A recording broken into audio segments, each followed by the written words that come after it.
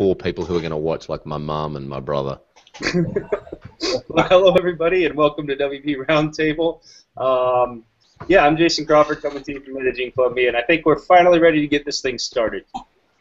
Hi, everybody. I'm Mark. I'm in Milwaukee, Wisconsin, and yeah, we're all finally here, and I think we've eaten, so that's good. Hey, yo, what up, everybody? It's Kyle, and I'm really excited to have this awesome guest on the show today. Mr. Troy Dean of WP Elevation, Video User Manuals, a WordPress consultant coach, everything WordPress. We're really excited to have you on the show today. Troy, thanks for joining us. You want to introduce yourself real quick? Hey, thanks for having me. Yeah, what you said is all true. Yep, my name's Troy Dean. I'm from WP Elevation and Video User Manuals, and I'm in Melbourne, Australia, where right now it is the 18th of August at 10:14 Tuesday morning. I am in the future. You are from the future. Yeah, it's pretty good. The future's looking bright too, man. Looking bright? Yeah, looking very bright. Sorry I'm late, by the way. It's totally my fault that we're late. Not totally.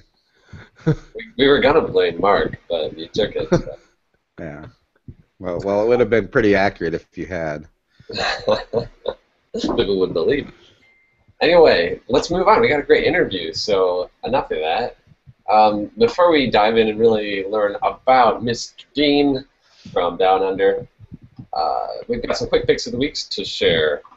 So I'm going to share mine real quick. I've got a link I want to share and throw your direction. It's a great article that was shared with me by a developer who works for me, and he said, read this because it's awesome, and I was like, you're totally right, that is awesome. I'm going to share that with everybody who tunes into our show. So the link is on the event. It's a blog article from InVision App on their blog. InVision App is another thing that's probably been a pick of mine in the past, but it's UX principles to guide your product design, and it's just an awesome like numbered list article with a lot of like really good examples of like UX principles. Just UX is just like something I'm extremely passionate about, and I think they communicate it very well. Just like a good article that's like a crash course in itself into UX principles. So check it out, yo. Okay, I'll jump in. I'm not recommending. My pick of the week is Udemy, U-D-E-M-Y, the academy where you can like do stuff. So if anybody's bored, go sign up to be an instructor, because anybody watching this probably doesn't need to take classes, and that's my idea of the week. And my idea of the week is a company called GetDrip.com. GetDrip is pretty darn cool. We just started messing with it at ServerPress over the last week or so, and speaking of drip campaigns, and so that we can send out follow-up emails and things to our customers that download our software and whatnot.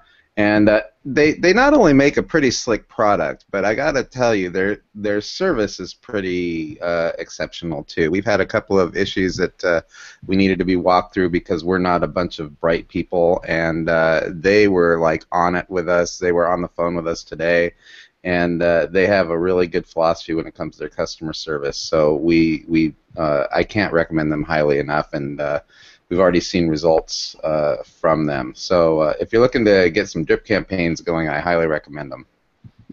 Sweet. Thanks, Mark. Troy, do you have something to share?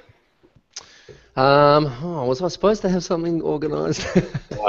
So I tell you what, here's the thing that we've been using lately, which is awesome. It's called Frontify.com, and it's for putting together style guides. So we're using it internally at the moment, but you can also use it for client work, and you can white label it. So it's just a great way of putting together a style guide, so when your client is going to start mucking around on their website, at least they know, the hex codes for all their colors, they know what fonts they should be using, they know, any kind of brand guidelines, like how they should be aligning images. Maybe you've developed a suite of icons for them, you can load that up to the style guide. So Frontify.com is what we've been using in the last couple of weeks, and it's awesome. That is so cool. I'm going to have to check that out. I've never heard of that, but I love apps of that nature. And yeah. that that purpose. So glad to have one that comes with a good recommendation for you guys. So thank you. Cool. I've already shared it on the event. So anybody watching, just go to our Google Plus page, go to the trading events, and you'll see links to all of our quick picks there. All right, let's learn about Mr. Troy Dean. We want to talk to him. So Troy, you get the privilege week in and week out of interviewing some pretty cool people, some pretty cool entrepreneurs, people doing stuff with WordPress, people doing just really, really cool stuff that inspires all of us, and I've been listening for ages now. And just love the show. So this is an opportunity for you to get to sit in the hot seat and answer some of those fun questions. So I'm not going to steal your entire set of questions, but we have some overlap. We want to start at the beginning, if we could, and go back to kind of like before your career got going, maybe in your youth. What sort of things did you wish to pursue, and how did that eventually lead to the path you're on now? So I wanted to be, when I was a kid, I kind of dreamed of being a performer. Like I always wanted to, I kind of thought I wanted to be a rock star, and then I thought I wanted to be an actor, and I did a little bit of both of that kind of stuff. But then as I got older, what I actually realized is that I just love being the center of attention. I'm a total poser. No, what I realized is that I just love connecting. I love entertaining people, and I love that kind of gratification you get from getting a whole bunch of people kind of pumped up and inspired, and I love performing, and so I think that's kind of why I've ended up doing what I'm doing now, in the kind of podcasting. You know, this is like performing for grown-ups, doing what I do these days. You know. Yeah, in a sense, it kind of is. You know, there's just some people just seem to have a magnetic draw to the microphone wherever it is, and whether you're holding an instrument or not. It's funny because the office that I'm working out of now, when I first moved to Melbourne 20 years ago, these offices used to be rehearsal rooms and recording studios for bands. And so when I first moved to Melbourne, I was playing in these rooms with bands, and now here I am 20 years later, you know, running a business out of these same rooms, so it's kind of come full circle, which is nice. So what you're saying is the world revolved around you instead of you having to revolve around it. Pretty much. Yeah. That's pretty cool. So I realized there was no money in rock and roll, so I got into business. You know. There's no money in rock and roll. Let's tweet that out. Yeah. There's very little money in rock and roll. You're really scaring Kyle here. He already thinks he's a rock star. I don't know about that, but I do love being in front of a microphone, with or without the guitar. So I dig that. So Troy, you said you started with the performing arts stuff, and then you started your own business eventually. You started doing consultant work at some point, and used WordPress a lot to meet your clients' needs. Can we talk about that a little bit, about your time, doing web services for clients? What kind of clients were you serving, and how long did you do that for? Sure. So I started out building websites for bands that I was playing in, and I was also doing voiceovers, so I kind of built a little website for my voiceover career, and then I knew a lot of people in the film and post-production industry here in Melbourne, because I was doing voiceovers on television commercials, so I'd be in studios a lot, and I'd be, a lot of my friends worked in the commercial industry, so they were saying, oh, can you build me a website? And at the time, I was just mucking around in Flash, really, making things animate and make sounds on the screen, and I thought I was really clever. And then a friend of mine said to me, I want to pay you to build me a proper website. And I was highly offended. Like, what do you mean, dude? That is a proper website that I built you. Anyway, so I thought, oh, well, if you're going to pay me, I better learn how to do it properly. So I bought one of those, in fact, it's probably still on the shelf behind me. I bought a whole bunch of books, like HTML and CSS recipe books from O'Reilly. They put out all these recipe books, and I just devoured them, HTML, CSS, PHP, MySQL, because I realized very early on that if I built a website, they would want to update it, and especially if they worked on a new television commercial, they wanted to add to their portfolio, they'd want to add that to their website. I'm like, well, I don't want them ringing me to add that to their website. So I made my own content management system without knowing what it was, right? And I built that in Notepad Plus using PHP and MySQL. I basically just rang everyone I knew who knew anything about computers and just asked them for advice. And eventually spent 6 weeks building this content management system, and then discovered WordPress, and thought, wow, I just spent 6 weeks doing what I could do in 20 minutes. And so then, that was kind of the beginning of my love affair with WordPress. And that just evolved, and I just started building more and more websites for people in that industry. And then what really kind of happened is how my consulting business grew is I was working from home, and I was getting cabin fever. Like, I was just kind of losing my mind because I was like looking at the same four walls all the time. So I started this thing called Freelancer Friday, which was on the third Friday of every month. I'd go to a pub at about 4:30 in the afternoon, down tools, and I'd invite a bunch of my mates who were freelancers to come and just have Friday afternoon drinks, because we're all working from home or on our own, and we're all a bit, bat crazy. So we just hook up and just shoot the shit and just talk about business and help each other out. And that's where I started getting referrals from people going, oh yeah, well, and I wasn't there pitching my business. I was just there kind of wanting to hang out and socialize. And there was a great internal economy that kind of evolved out of that referral event. And that's actually how I found my business partner. We partnered up and we ran a web design agency for 3 years, 2009 through 2012. And then at the same time, I was kind of building the video user manuals plugin, because I realized that even though I'd built this thing on a content management system, people still needed to be trained how to use it. I thought, I don't want to do that over and over again. So we built the VUM plugin, and that was kind of growing organically.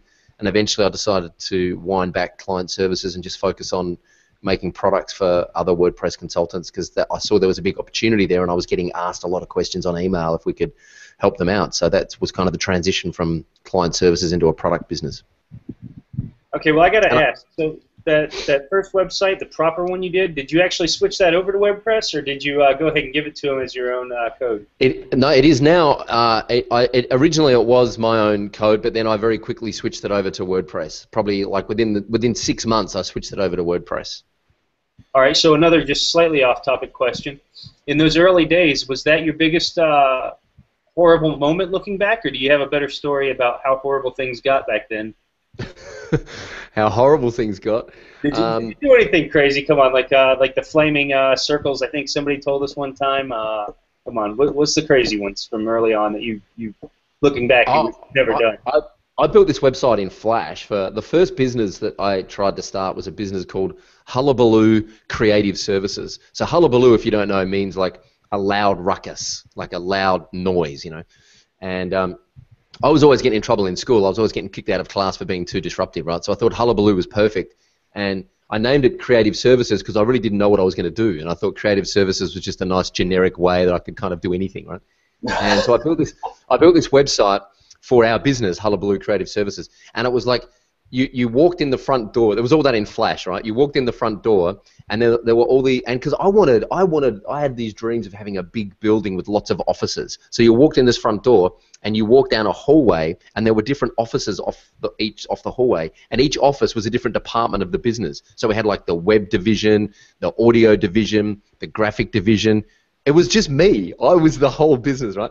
But I built this website, and I invited customers to come into my business and walk down the hallway and explore the different departments. And it was epic. I loved it. It was awesome. I actually got a lot of really good feedback on the website too. And that survived for about 18 months, I think, before I realized that I had to get out of Flash. But it was a lot of fun, that website. I spent more time on that website than I spent trying to get clients, I think there's a lesson in that for all of us. It certainly is a lesson. Yeah. Wow. So yeah, that's a good story, and you talked a lot about your transition, and you told the story very well in your fairly recent interview you did on John Lee Dumas's podcast, Entrepreneur on Fire, episode 4 something. Anyway, it's a great episode, so anybody tuning in, I recommend it. It's really good stuff. And you talk a lot about lessons learned during your consultancy days as you coach new WordPress consultants today. You learned a lot of lessons. I've seen some of your really great presentations about lessons learned, things to do, serve your clients. You really did learn a lot of valuable lessons and have a lot to share. So that's a cool topic to discuss. I like talking about that. So when you started to get like towards the end of your consultancy, were you still working with like hands and kind of the similar type of clients? Have you leveled up much to a different tier of clients? And was it primarily website development? So the agency, by the time, so what happened with the agency is after 3 years, we were doing pretty well. I just realized I was in a partnership with the wrong business partner. That particular partnership, my business partner and I in that business just wanted different things from the business. So that's eventually why I walked away from that business. And I have a business partner in video user manuals and WP Elevation, Brian, who we're pretty much on the same page for the most part. So the agency ran for 3 years. One of the biggest jobs we had was building a website and running the whole digital strategy for this girl, Jessica Watson, who was 16 years old, and she sailed around the world on her own in a yacht with the aim of breaking the world record. So 16 years old, she spent 10 months, she left out of Sydney Harbour, sailed around the world on her own, unassisted, non-stop, spent 10 months on the yacht, and then came back in. And the day she arrived back in, there were like 250,000 people at Sydney Harbour to welcome her back in. She went on to become the Young Australian of the Year.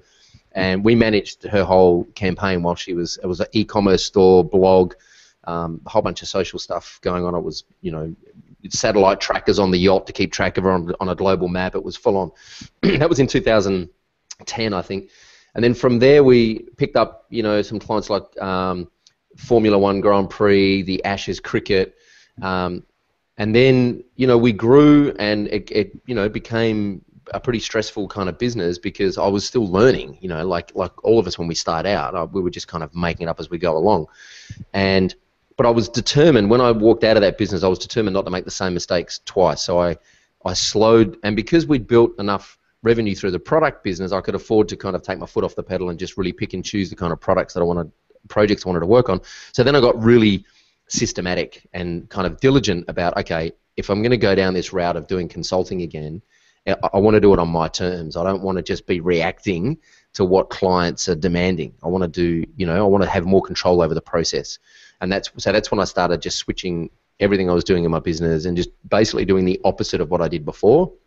And that kind of thing where you have to swing the pendulum so far to the left and so far to the right just to eventually find middle ground. That's kind of what I did. I pushed everything as far as I could until I eventually found a happy medium that means my client, I was providing good services for my clients, but also I was happy in the business, and I didn't just feel like I was being, bashed around by demanding clients, which I think is a trap that we can all fall into. I don't know if that answers your question there. Yeah, no, I think it's great. I'm interested, like you obviously found some things that work really well for you, and we're able to focus on those. You've got the Business Accelerator program, WP Elevation, which is fantastic. You've got video user manuals, an awesome product. But you're an entrepreneur at heart, and you've had lots of great ideas over the course just of your entrepreneurial life, just like all of us running a business have. Were there other ideas and other potential business startups kind of along the way that you dabbled in and you explored and said, maybe I could do this, maybe I could do that, before you found your focus? What were some of these things that you ultimately decided were distractions and had to purge? Yeah, how long you got? There have been lots. There have been lots.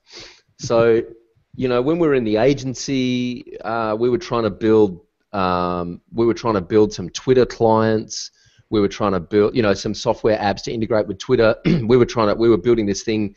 We started building this thing once called, it was basically a hashtag finder. So it was put in a hashtag and find other hashtags that were similar and that were trending. That never got off the ground.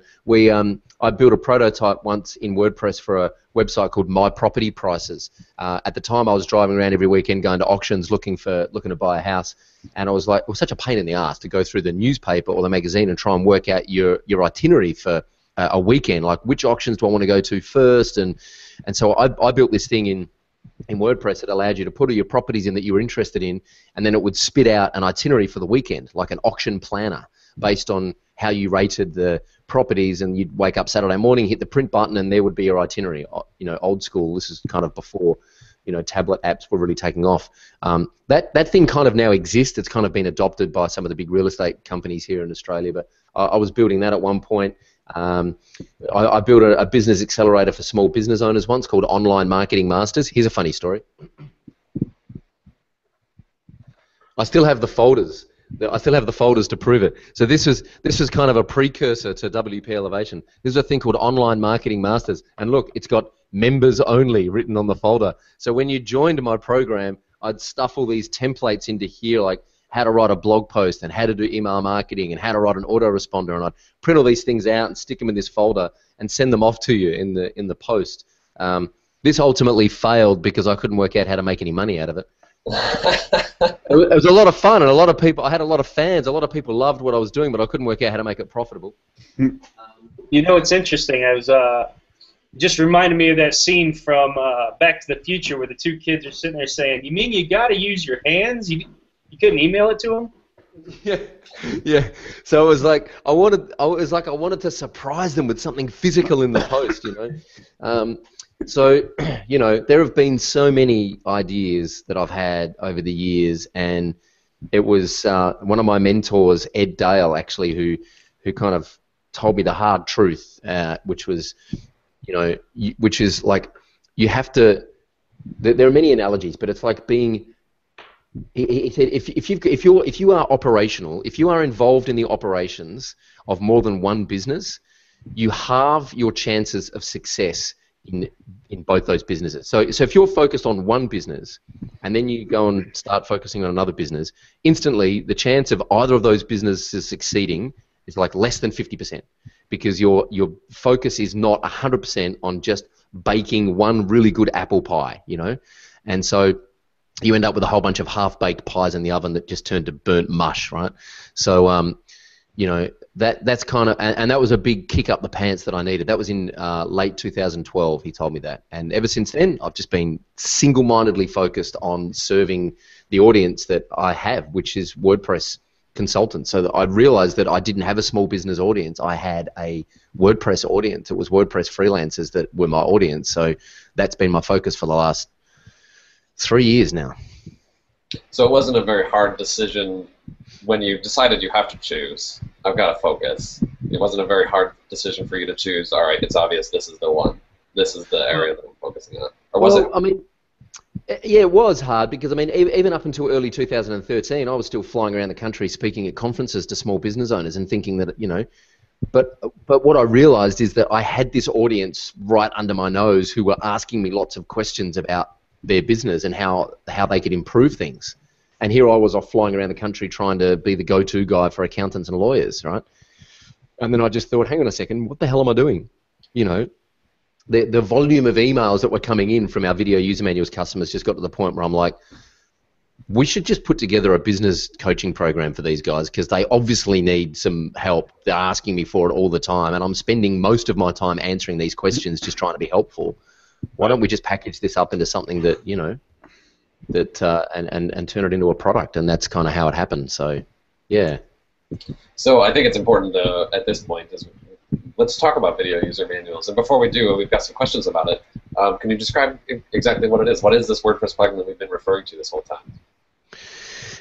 So video user manuals is so what happened is I built my first website in WordPress, and then I thought, hang on a second, it's a bit of a learning curve if you've never used this before, which my client hadn't.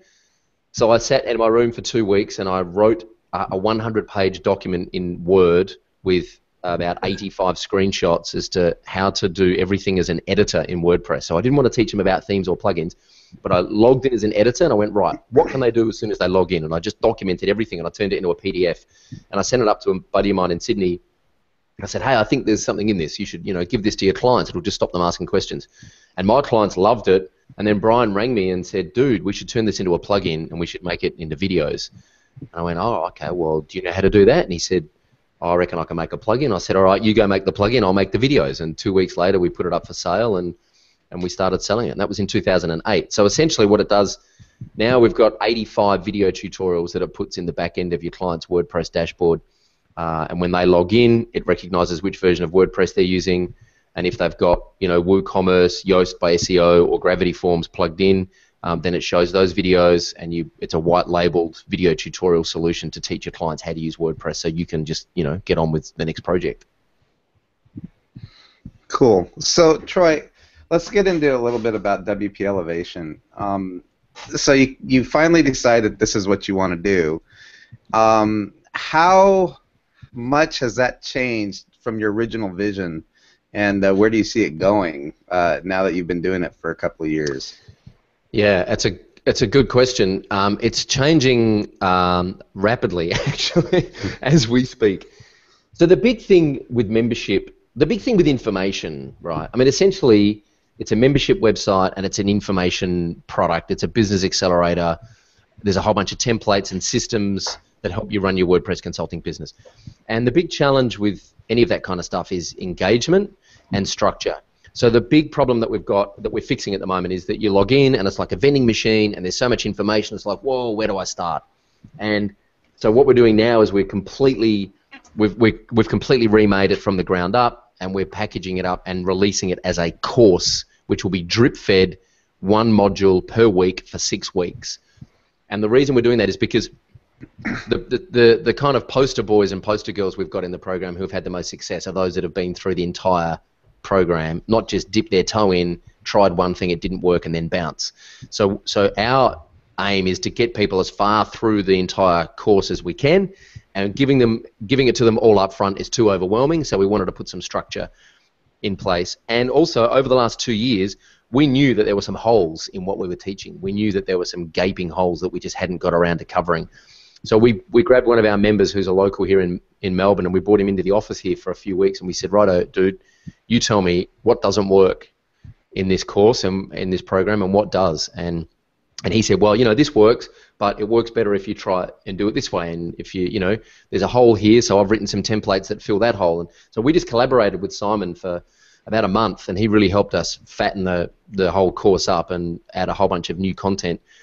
And I also think there's some merit in going through it with a cohort of classmates. So instead of going through it on your own, having some accountability and going through it with a batch of people. So one of the big differences is that, like, we've been open for business for the last 2 years, and now like you can join whenever you want, and now we're changing the structure so that we'll have 3 or 4 intakes a year.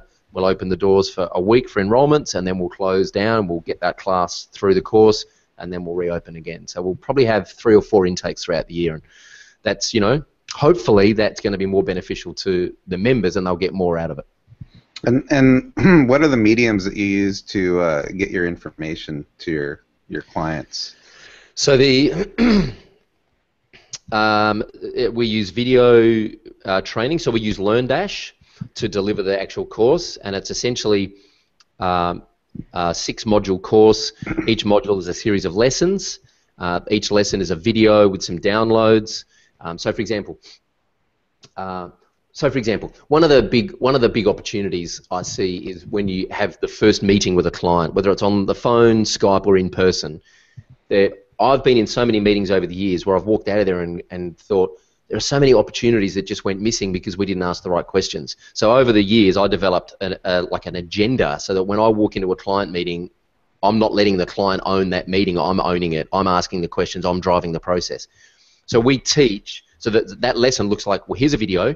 This is why this is important. This is exactly how to do it. And then down below, here's the agenda. It's completely white labeled. Just print that out, take it along to your next meeting, or use it as a script when you're on Skype, and use that to get the right information out of the client. And then there's a quiz under each video that is designed to help the student remember what it is they've learned. They go through the quizzes, they unlock badges, and then at the end of the course, if they answer all the quizzes right, they get a certificate, which is really just a certificate of completion. We're not a registered training organisation, but it's a certificate of completion that they've completed the course, and that hopefully they're a better WordPress consultant than they were when they started.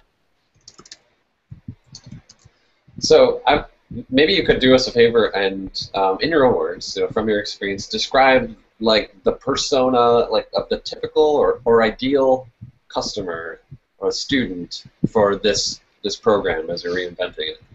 Yeah. So we've actually got an avatar. I mean, the perfect student really, or the most typical student is 70% of our members are male. I'll preface this by saying we actually do have quite a large cohort of stay-at-home mums who work maybe 3 or 4 days a week, maybe have a couple of kids, and they run a WordPress consulting business from home. So there's a really good community of those in the program. But the majority of our members are male, aged somewhere between 30 and 45. They've either got a young family or they're about to have a young family, and that's a big driver for them. They really want to be able to, get some structure in place so that they can keep their consulting business up without, being overwhelmed by work because they want to spend time with their family. And they're typically either a freelancer or they work in a team of maybe up to 3. We don't do big agency stuff. Like if a big agency came along, 15 staff, and they're building $100,000 websites, and they said, hey, we want to join WP Elevation, I'd say, you know what, it's probably not the right program for you. But if you're a freelancer or you're in a small team and you just need some structure in your business to help you deliver what you're promising and help you with pricing and proposals and finding the right kind of client, then that's exactly where we sit. So we've got a combination of developers, designers, and then what we call consultants, who are people that know enough about WordPress, but they're not actual designers or developers, and they have a designer or a developer buddy who help them with their client projects. Okay, do you have maybe 1 or 2 success stories that maybe you could share? Maybe not by name, but some sure. good stories? I could probably share them by name actually, because we do. We're pretty big. So we actually have a success forum in our members' website, and there's over 90 at the moment. I think there might even be more. Over 90 posts in our success stories, and they're just individual things that have happened because people have used part of the program. But our two big success stories are Christina Romero, who's based in Virginia. She's about to have her third child. She's a stay-at-home mom. She works about 4 or 5 hours a day on her consulting business. I recently had her on our podcast and introduced her to Seth Godin, and I invited Seth on the podcast to help Christina with some very specific challenges in her business, which was fascinating. That's a whole other conversation. But Christina's built enough recurring revenue in her business through selling website maintenance plans that she sent me an email a while ago when she'd been in the program for a few months and said, I just spent 4 weeks over summer on a holiday with my family, and I wasn't worried about the business falling over because I've built enough recurring revenue through our maintenance plans. And she's like, that's thanks to what I've learned in WP Elevation. So that was a very rewarding feeling for me to know that that what we do here has been able to have that impact on her business and her family. And James, who's a member of ours from Melbourne, he's currently living in Europe for 3 months. He's built a small team. He's got a girl in Melbourne that works for him and a girl in the States who helps him out, and he's put some structure in place in his business, and he's living in Europe for 3 months, kind of doing the digital nomad thing, and his business is still running along and still generating recurring revenue through maintenance plans. And when he started out, he was doing websites for about $4,000, and he very quickly went to the $10,000 mark and realized that there's actually not that much difference between a 4K website and a 10K website. It's just the client you're doing it for that's the big difference. So he's another one of our big success stories. Do you cover marketing or any of that at all? Say again? Do you cover marketing, or what else? Can you just give us a general idea of what you cover other than maybe the one thing you covered so far? Yeah, sure. So we don't teach any code or any design. We teach essentially how to position yourself, how to work out what it is you do and why you're different from any other WordPress consultant, who the best client is for your kind of business, writing proposals, running client meetings, project management, managing clients' expectations, avoiding scope creep, getting referrals from your existing clients, and building those structures and processes into the business so that you can effectively, my aim is to try and get our members off the tools so that they're not working 50 or 60 hours a week in WordPress or in code editors or hacking themes or doing whatever they're doing, that they're actually meeting with clients, designing solutions, and then they have either a team or some outreach strategy in place where they can get people to help them deliver those projects, because that's, I believe, where the opportunity is. I actually think the most valuable person in the WordPress ecosystem right now is someone who understands what's possible with WordPress and understands how they can use that to design a solution for the client's business objectives or business problems. Because me personally, I think the design and the development is eventually going to become a commodity. And if you understand how to pull all that together into a solution, and you can communicate with designers and developers and communicate with a client, I think that's the sweet spot for WordPress consultants, because clients can't communicate with developers. You know, that's the big opportunity. Right. And vice versa. Developers, you know. There's no reason for me to learn what that CSS stuff stands for. Well, the only reason to know that is so that if your developer's using images to apply shadows to something, then you should tell them off. But that's no CSS, really. But, yeah. So, Troy, we talked a little bit about your successes. I want to know, since starting WP Elevation, did you have any ideas that you thought were like best ideas since sliced bread, and then just like epically like fell flat on your face as a result? And do you want to talk about it? That's the next question. Oh, totally. I'm happy to talk about anything, man. Yeah, so, you know, I got this, well, you know, so probably one of the most controversial ideas in the program is what to do after you submit a proposal. And so I have this thing called the anti-follow-up sequence, which is when you submit a proposal, I never call anyone after I submit a proposal. Because for me, it's like you go out on a first date, like you don't call the person after a first date and say, oh, hey, I'm just calling to see if you've got any feedback on my performance last night. You know, like did I use my cutlery okay, or was the movie I chose a good movie, or, you know, were you happy with the restaurant? I mean, that's just desperate, right?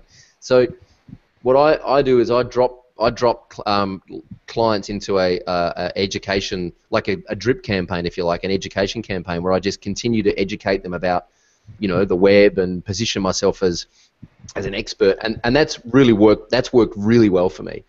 Some members hate it. Some people join WP Elevation and they just hate it. They're like, I'm going to put it, you know, they go and present proposals in person and close the deal straight away. I'm like, awesome, man. If you can do that and you've got time to do that, then I don't care how you close the deal. I'm just saying, you know, if I personally don't have time to, you know, write a lot of proposals and spend a lot of time explaining proposals to people. I have a kind of a sort of a different way of working. In fact, I see the proposal as a collaborative document that you work on with the client as a way of formalizing what you've already agreed upon. So if you do your work up the front of the relationship, proposals are almost unnecessary. But if you've got a client who you know is close and you want to close them, I like doing that through an email drip campaign. And that's been a pretty divisive thing in the members' website. Some people hate it, some people love it. It's got a lot of success for some of our members, and some people just hate using it. So, you know, the thing is, as much as it pains me to admit this publicly, Mark, I don't have all the answers.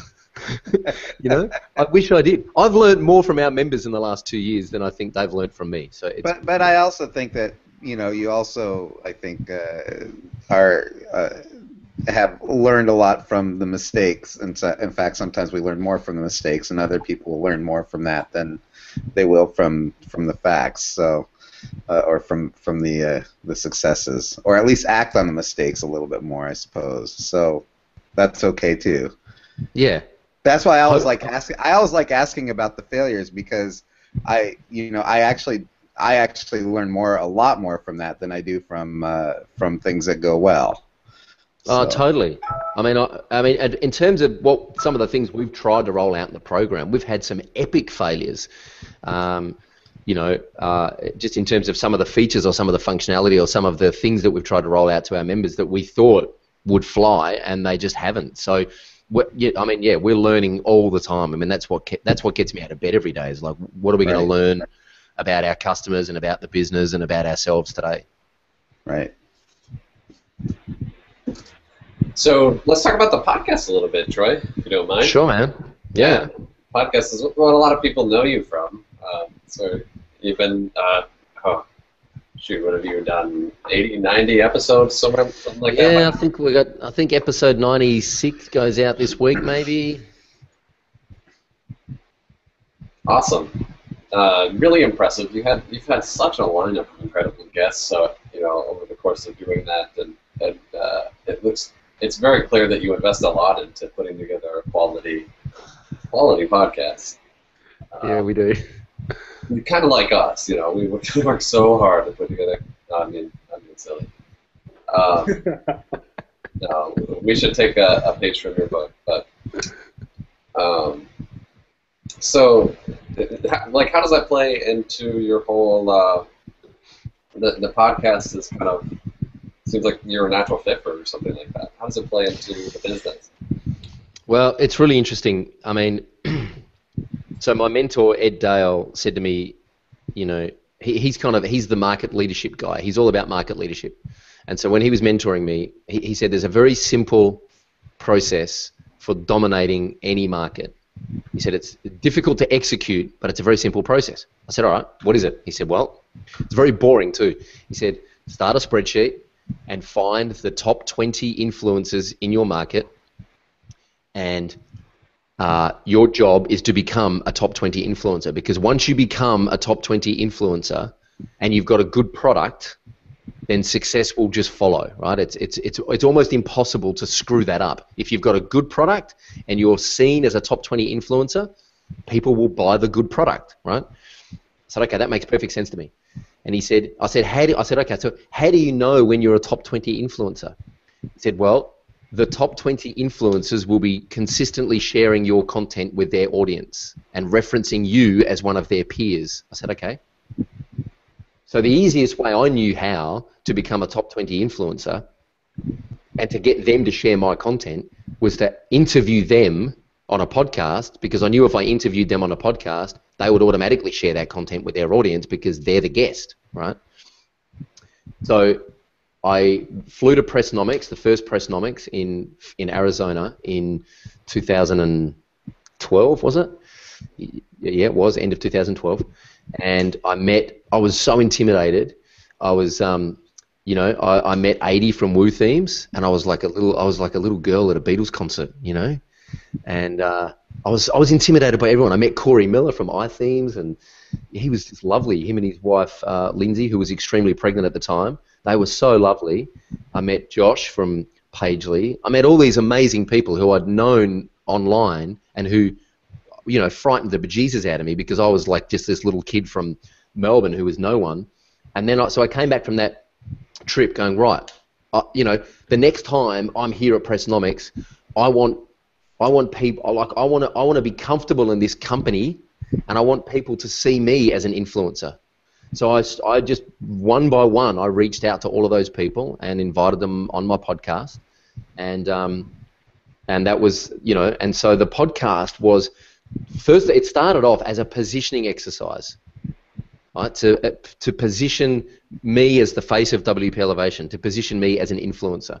What I didn't bank on is that running a podcast is the best thing for your personal network, and you get a whole bunch of free consulting from everyone you interview, because you basically just get to ask them, you know, for advice, which they give you, and they recommend who you should interview next on the podcast, and your personal network just explodes exponentially. So it's been the best thing for our business. We're not actually really diligent in tracking who signs up as a result of the podcast, but what we do know is that when people do sign up, they say in the forums, I've been listening to the podcast for ages and I finally decided to, you know, jump on board and get involved. So it's a time-consuming thing. We worked out it probably cost us about $500 every episode to record the podcast, with show notes and hosting and my time and, you know, everything that go, and, you know, marketing and promoting it. And the big news is that we're actually going to shift the format as of episode 101 will be the last episode of the WP Elevation podcast in its current format, because I'm fatigued with the interview format. I've heard it too many times and I've done too much of it myself. So I want to switch the format a little bit, and I'm not sure what that looks like yet or when it's going to happen, but the next installment of our podcast will be something slightly different. All right, so since you bring it up, we're going to ask you, what advice do you give us? Maybe we should get some microphones, or maybe we show up on time, or not eat ice cream during the show. What recommendations do you have for us?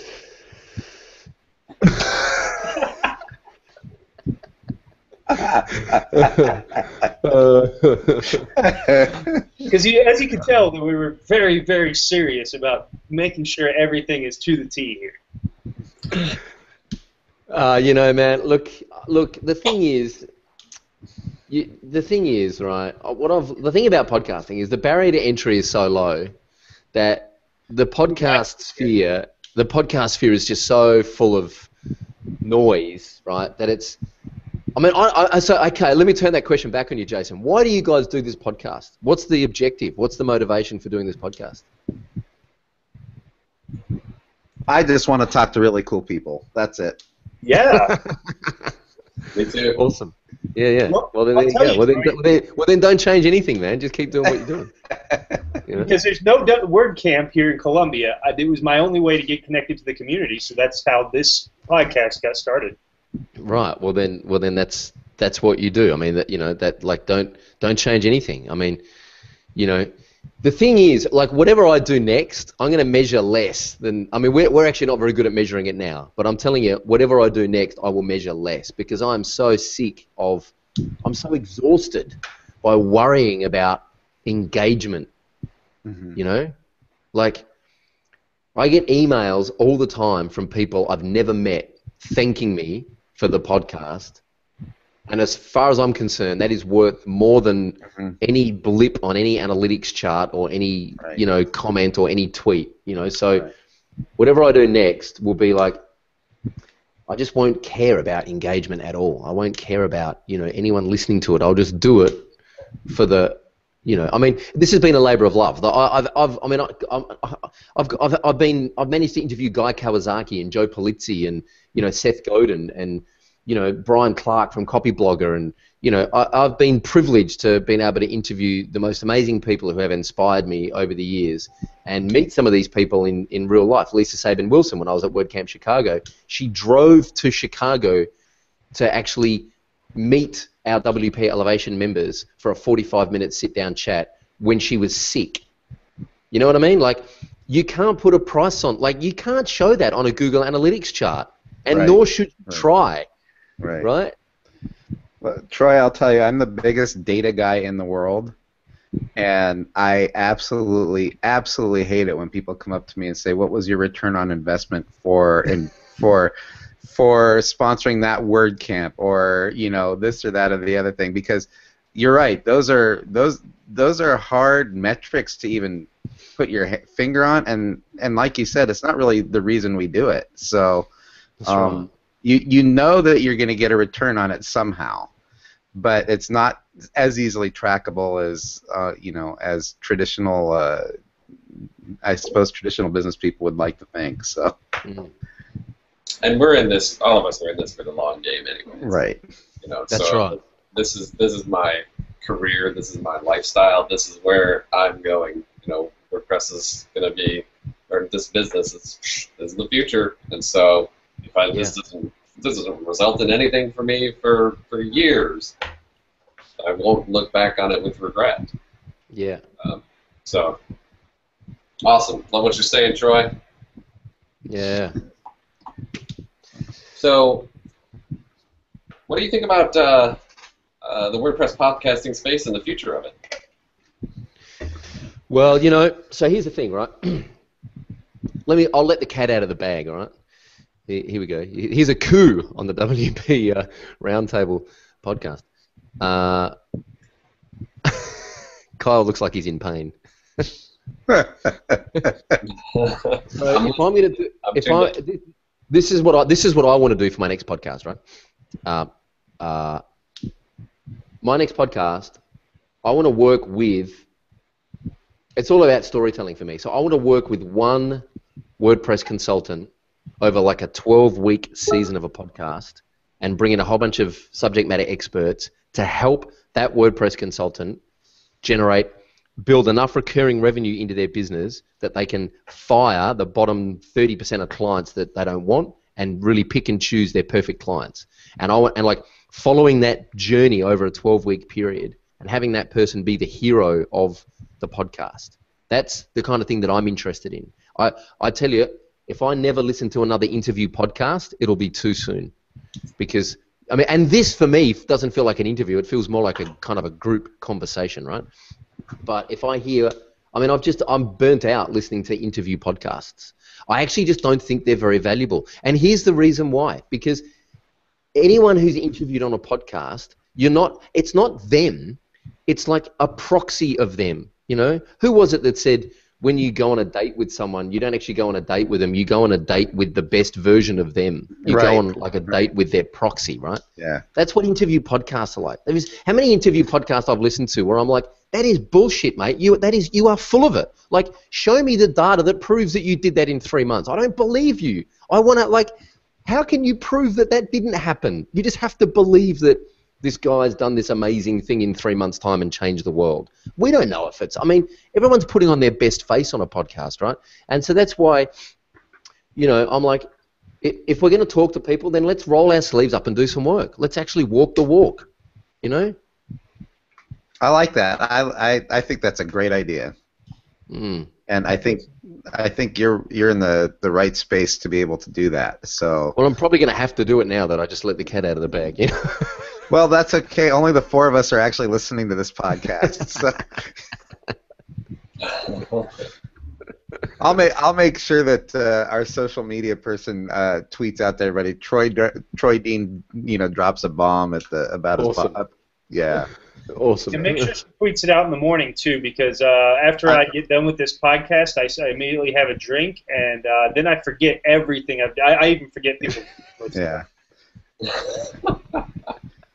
Well, we won't even be nice. We won't even tell at what point in the interview Troy drops the bomb, so they have to listen to the whole thing. The whole thing, exactly. Oh, that's right. You don't want to miss this. Yeah. Yeah. Clickbait. Yeah. Yeah, if only we had it on our website instead of just the Google channel, the YouTube channel, then maybe that'd be functional. Yeah. That's because you don't care about data either, Jason. Awesome. All right, so we're running really short on time here. What do you say we cut into WordCamps for a minute? Yeah. Tell us about like some of your experiences with WordCamps, Troy. How you've been to more than your fair share. How are the WordCamps down under and the ones that you've attended? What are the interesting experiences you've had there? Yeah. So been to 5 WordCamps in Australia, 2 in Melbourne, 1 in Sydney, 1 on the Gold Coast, 1 in Brisbane. I've been to WordCamp Chicago, WordCamp Europe, and 2 Pressnomics. And I've also spoken via video at WordCamp Phoenix twice, which was fun. I saw that one. I think that was the first time I ever saw you, and you blew through 100. What was it? 100 something. I couldn't believe how fast you blew through that in like 40 minutes. It was like I couldn't even write fast enough. I was like, forget it. I'll just go back and watch it later. So I put that presentation together, 101 ways to elevate yourself and demand higher fees. I put that together for the second WordCamp Melbourne, and I thought I had 45 minutes, and I turned up, and I was first up, and they said you've got 25 minutes, and I'm like, oh man, I got to get through 4 slides a minute. This is going to be nuts. You know, I think WordCamps are great. Like, I mean, again, I'm kind of a little fatigued by WordCamps now because I've done so much of them, and you see a lot of the same presentations. Mm-hmm. I'm more kind of interested in the business track stuff at WordCamps these days. I wish there was more of that stuff. But I think WordCamps are a great training ground. They're great for networking. They're great for public speaking. They're really good, you know, to just practice kind of being comfortable in that space. And I mean, look at the WordCamp calendar. There's like at least one every weekend of the year somewhere in the world. It's phenomenal. Right. And just 2 years ago, you could find weekends where there weren't WordCamps. Yeah. Yeah, it's crazy. Yeah. It is great. It's nuts. But it's, you know, it's a great. And it is, you know, the thing is, everyone's a little bit awkward when they first go to a WordCamp. The first hour at a WordCamp is awkward, and everyone feels it. So you just, if you ever go to a WordCamp and you feel a little bit intimidated, don't worry. Everyone feels the same way for the first hour. Just start talking to people, or put a little bit of gin in your coffee and loosen up. And then, you know, after the first session, everything's fine. Everyone starts to kind of find their groove, you know? Yeah. Yeah. So on that topic, Troy, like what's on your calendar for the future? Where are people going to bump into you in person? Any kind of event? Well, so at the moment I'm doing 4. I've got 5 conferences coming up over the next 2 months. I've got there's a conference here in Australia called Unconvention, run by a bunch of guys called the Entourage. They're kind of a business accelerator group for the kind of Gen Y entrepreneurs. They put on a free conference. There's usually about 1,000 to 1,500 people in the room. So I'm doing Adelaide, Melbourne, Sydney, and Auckland in New Zealand. And then there's Digital Marketing Summit in Sydney in October that I'm speaking at as well. In terms of international dates, I haven't got anything booked in yet, but I imagine there'll be some stuff happening in the in the new year. But yeah, the Entourage events and the Digital Marketing Summit is where I'm going to be over the next couple of months. Sweet. So here's a question that I don't even know what you're going to come up with, but you've got to answer it. Who should we interview on this show? Who do you recommend that we ask? That's a good question. And I was not prepared for that. So, I don't know. You've probably had a bunch of people that I'm going to recommend on the show. Have you had Corey Miller from iThemes on? Yes. Okay. This could be we could be here for a while. We've only done 69 episodes. Okay, all right. So do you want someone WordPress related, or do you want someone else? Someone who our audience would value, who would make a good interview that you just think we should talk to. So, have you had Jennifer Bourne on? No, not yet. She's awesome. Yeah, she's awesome. You should definitely have Jennifer Bourne. I'll tell you who else you should have on. Kronda Adair. Have you had Kronda Adair on? Oh, no. She's awesome. Kronda is awesome. I'm not going to tell anything more. Just do some research, get Jennifer Bourne on, and get Kronda Adair. Kronda Adair. Kronda Adair. She's Carvel Digital is her business. She speaks at a lot of WordCamps. She's a female entrepreneur, and she's awesome. So definitely tell Kronda I sent you, and get Jennifer Bourne on as well. There you go. 2 for 1. We could get maybe we could get Jennifer and Brian both, because they're Yeah, that'd be great. So we're down kind of at the end here, Troy, and I was just wondering if there's anything else that you want to share, maybe that we didn't ask about, topics we didn't get to cover, or anything pertinent that you'd like our audience to know at this time. Well, sure, why not? I mean, since you asked. I don't know if you know, but we're so what is it now? Monday in the States, right? Correct.